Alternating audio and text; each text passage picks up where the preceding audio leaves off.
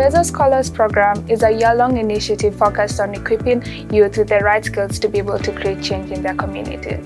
It starts off with the Aspen Ideas Festival, where the Bezos Scholars travel from all around the world to learn and engage with leaders, global leaders, and learn and take ideas from them, and actually apply them to our communities. We meet weekly with our fellow Bezos Scholars to learn and engage and actually work on our projects together. The skills I've developed in BSP starts off with critical thinking. It's realizing that you can challenge the status quo, and it starts also with working with one another. I think one of the best things is the fact that we work as a community and realizing that there's strength with every person that you work with. I think it has really helped us with planning the South African Ideas Festival, where we're able to now think of new approaches to be able to reach people who have never heard about leadership and who are willing to create change in their communities. One of the experiences that is very memorable to me is when I was seated together with other scholars and we were just discussing why.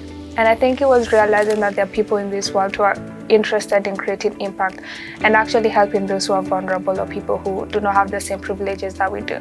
I think it was important to go back to why do we do what we do in BSP. It's not just about learning to be a leader, but it's learning actually to create change in communities that do not have opportunities. So the World Leading Schools Association's East to West Exchange Program takes place in South Africa, Johannesburg from January to February for the students at Warsaw, and later on in the year, in April, the ALA students from South Africa get to go to Shanghai, China to experience the exchange. So one thing I learned about culture and education is that the two can coexist.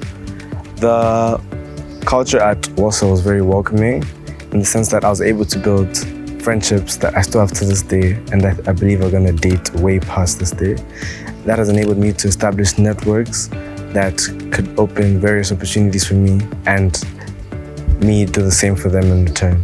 Moreover, the exchange program gave me the confidence to be able to enter more international spaces and interact with people from different cultures even more. So the main things that stood out to me about this experience were the people and the infrastructure. The people were very kind and welcoming, as I stated earlier. I vividly remember one time when I was trying to purchase a snack at the vending machine, I couldn't access it because of the payment system. And next thing I knew, there was 20 people ready to help me and some that even offered to purchase the item for me. So I think that was really kind of the students at Warsaw. Moreover, China's infrastructure, both their buildings and their technological advancements, just really blew my mind away. And I'm excited to see what technology will look like in the years to come. Georgetown, Qatar Model United Nations is a simulation of the United Nations that takes place at Georgetown University in Qatar, bringing about high school students from around the globe to step into diplomatic roles representing different countries debating real-world issues. Preparation for the Georgetown University Model United Nations was layered. I started by researching the topic, understanding what it was about, and also on a global landscape. And then I also did a research on the country I did by creating a country profile, which basically gets all the data of the country I was representing, its policies, its political stance on the topic, and some things it has done in its past. And then I also created a game plan, which laid out my objectives. Who are my allies, who are not, what do I want to achieve at Georgetown University, Qatar, and how I will lobby to get people to vote for my resolution. One of the biggest skills I learned at Georgetown Model United Nations, Qatar, was that leadership is not always about winning, and sometimes you lose. And that happened because I was the main sponsor of one of the topic's resolutions, and I had almost half the committee's backing, but the resolution failed.